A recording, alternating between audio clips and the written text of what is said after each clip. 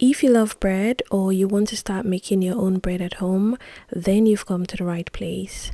Hi everyone, it's Kiki. In today's video, I'm going to show you how to make this soft and delicious bread. It's a super simple recipe. Anyone can make it. You only need a handful of ingredients. You can make this using your hands or using a stand mixer. And in this video, I'm going to show you how to do both. I make this every week and everyone loves it. No doubt you would love it too. Let's get started. So these are the ingredients you will need for this recipe. You need some water, flour, sugar, salt, butter, powdered milk and oil. You can replace the water with liquid milk. If you're doing that, simply omit the powdered milk. The exact measurements and recipe is going to be in the description box. I'm also going to have the written recipe and measurements on my website kikifoodies.com, so you can check that out. You also need yeast. You can use instant yeast or active dry yeast for this recipe, and I'm going to explain the difference shortly. You also need 2 loaf pans because this recipe is for 2 loaves, although you can make just one by cutting down the recipe for half. And you can find the link for everything I use in this video in the description box. To start, we're going to first dissolve the yeast. Now, this is the only part you need to pay attention to because this is what will make or break the bread. To dissolve the yeast, you will need warm water.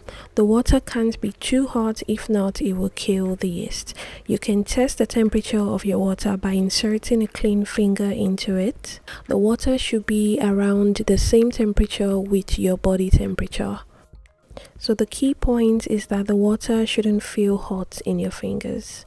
Alternatively, if you have a kitchen thermometer, that's perfect. You can simply use it to measure the temperature of the water.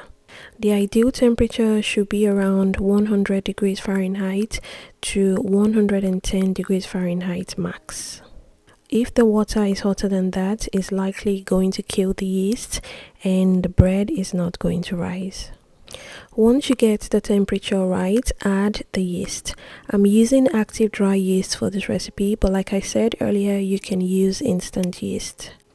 The next thing we're going to do is proof the yeast.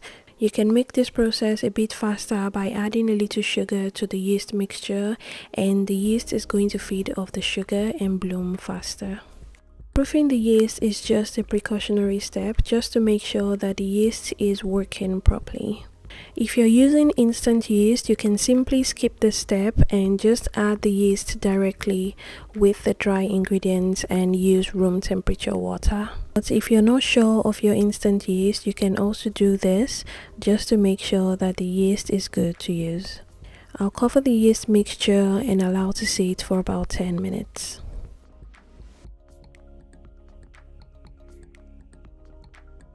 While the yeast is blooming, I'm going to show you how to measure your flour properly for my recipes. Avoid scooping the measuring cup into the flour directly. Instead, what you want to do is use another cup or spoon and sprinkle the flour on the measuring cup, and then you're going to get a knife and level. This is what's going to give you the closest measurements, especially for my recipes. If you have a kitchen scale, that's even better. I always use a kitchen scale for all my measurements, so it's going to give you the most precise measurements, especially for this recipe. Check on the yeast mixture. After about 10 minutes, the yeast mixture should have bloomed like this, and this simply tells you that the yeast is good to use. If you trust the yeast and you're very knowledgeable about the right temperature of water, then you don't need to do this step every time. So for dry yeast, you can simply dissolve in water because dry yeast does need to be dissolved before baking. And for instant yeast, you can just put directly with the other ingredients. If the yeast doesn't bloom after about 15 minutes, the water may be too hot or the yeast has gone bad. Throw it out and repeat this process with a new batch of yeast. If you're sure that the yeast is not the problem, then adjust the temperature of the water. And this is why I always recommend proofing the yeast, especially if you're new to baking, because it helps you avoid wastage of the other ingredients like the flour and sugar. And I would say this is the only major thing you need to know when it comes to making bread. And once you get the yeast part right, you can apply that knowledge to any other baking that calls for yeast. So next, add the other ingredients. So add the sugar, the flour, the powdered milk, and the salt. The only thing we won't be adding now is the butter and the oil. I'm going to take this to my stand mixer with the dough attachment, and if you don't have a mixer, that's fine. I'm going to show you how to do this by hand. If you plan on making bread every week, you might want to consider investing in a stand mixer. It really makes the process faster. Mix for about 1 to 2 minutes on the lowest speed until the dough comes together, then increase the speed and knead for 5 minutes. The dough is going to look a bit dry at first, but keep in mind we haven't added the butter and the oil. And the reason we add the butter later is because we want the dough to get a proper stretch, so it's going to improve the gluten structure in the bread, which is what gives it that nice and stretchy texture. If you notice that the dough is too soft or too sticky at this stage, feel free to add more flour. After mixing for about 5 minutes, go ahead and add the butter and oil. You can skip the oil and just add more butter, but I like adding the oil because it keeps the bread hydrated for days. I initially forgot to add the oil while filming, but I did add it to the dough immediately I remembered. Continue kneading the dough for an additional 5 to 7 minutes until everything comes together. And please make sure that your butter is at room temperature before adding it. My stand mixer is by KitchenAid and I'm kneading on speed 4. If you want to do this by hand, simply repeat the same process we did earlier. So proof the yeast, add it to a wide bowl, and then add the other ingredients. Mix everything up until you get a shaggy dough and then transfer to a floured surface. If you're doing this by hand, you want to knead for at least 15 minutes or even up to 20 minutes. My dough board was moving too much, so I added a wet paper towel to make it a bit stable. If you're kneading by hand, you want to knead for at least 15 minutes. It's going to be a bit tedious and it will give you an arm workout, but I promise it will be worth it. Also, when you're kneading by hand, when it's time to add the butter, don't add the butter all at once.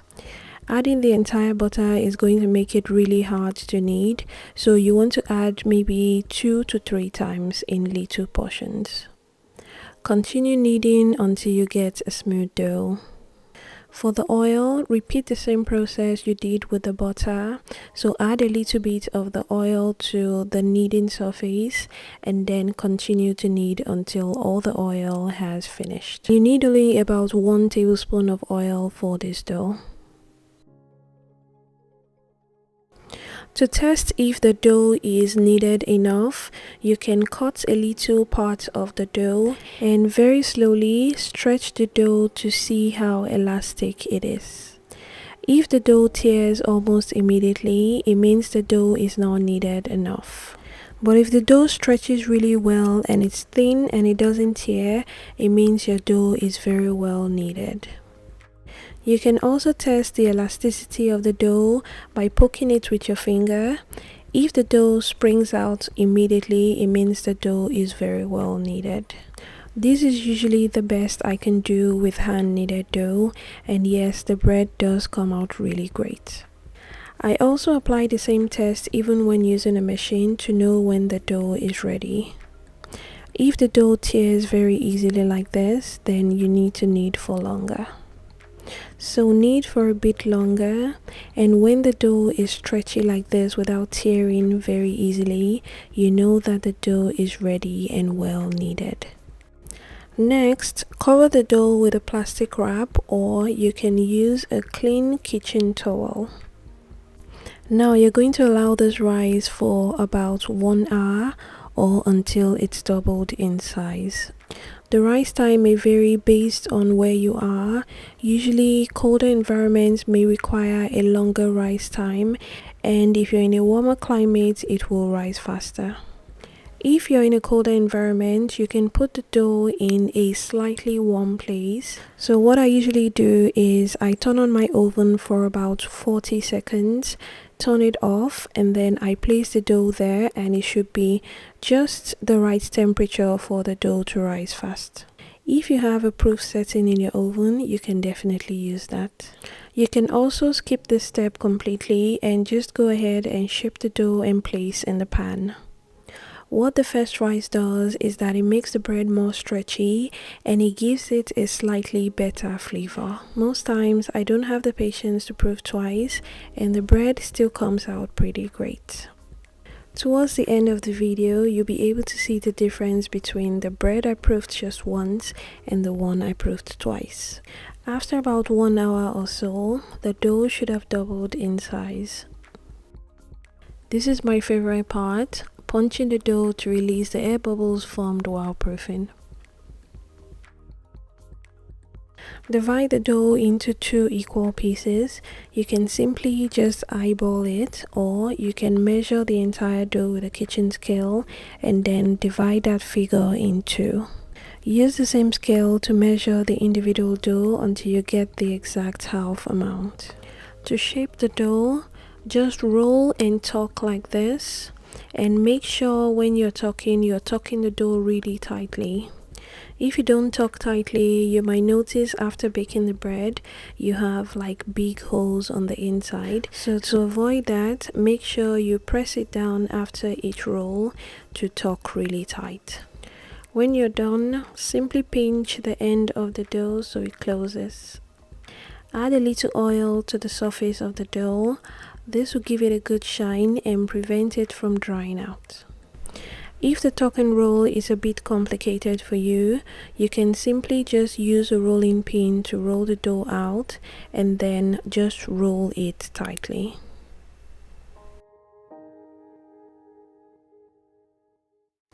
After you oil the dough, transfer to a baking pan. I'm using 2 8x4 baking pans. Any medium baking pans will do for this recipe. If you want to get this exact one, it's going to be linked on my Amazon storefront, and I'll provide the link in the description box. If the pan you're using is not non-stick, before adding the dough, spray with non-stick spray, or you can simply dust the pan with flour. Cover the pan and allow to rise for a second time. It should take about 40 minutes to an hour. When the dough is about 70% risen, start to preheat your oven. If your oven takes a longer time to preheat, you want to start a bit earlier. If it takes a shorter time to preheat, then start a bit later. Preheat the oven to 350 degrees Fahrenheit or 175 degrees Celsius. So when it gets to that temperature, add the bread and you're going to bake this for about 25 to 30 minutes. Because I'm using a covered pan, it usually takes about 25 minutes to fully bake. If I want it a bit on the browner side, I leave it for 30 minutes. If you're using an open pan without a cover, you want to leave it for about 30 to 35 minutes. When the bread is done, take it out of the oven and then remove it from the pan. If it's a bit difficult to remove from the pan, you can heat the bread on each side like this. You can do this on the floor or on your countertop just to loosen the bread a little, and after doing this, it will slide right out. The bread is looking really good and my whole house smells amazing. I mean, nothing compares to the aroma of freshly baked bread. If you like the back of your bread on the softer side, bag the bread while it's still hot. But don't seal the bread completely so the back doesn't become too wet or soggy. Allow the bread cool down completely before slicing. Here's what it looks like sliced. The bread is really soft and it has a very nice texture. This is one of the major advantages of proofing your bread twice. You can try out the different methods if you're up for it and let me know which one you prefer. This is the bread I only proofed once, and I'm going to slice into it so you can see the difference. This one is also really soft and it tasted really nice. The only difference between the 1 proof and the 2 proofs that I've noticed is the texture. Besides the texture, they both taste identical. They taste really great. So if you don't have the time, you can just skip the first proof and your bread will be ready in about an hour. For storage, simply just store in a cool, dry place like you store your regular bread. It should last between 4 to 5 days and still remain fresh. If you want it to last for longer, you can make in bigger batches and bake and then freeze immediately.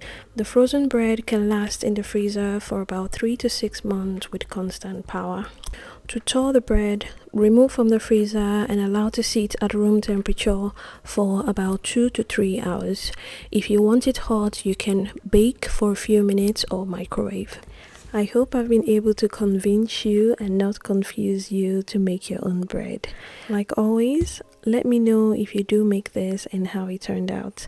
The full recipe, like I mentioned before, is in the description box, and you can also find it on my blog kikifoodies.com. If you have any additional questions about this recipe, feel free to leave me a comment, send me a DM on Instagram, and I'll be more than happy to help you out. I hope you enjoyed watching this video and I hope you found the video helpful. Don't forget to like, share or comment. It really helps the channel grow. Don't forget to like and subscribe if you haven't done so already. If you're already subscribed, thank you for subscribing and I'll see you in the next one.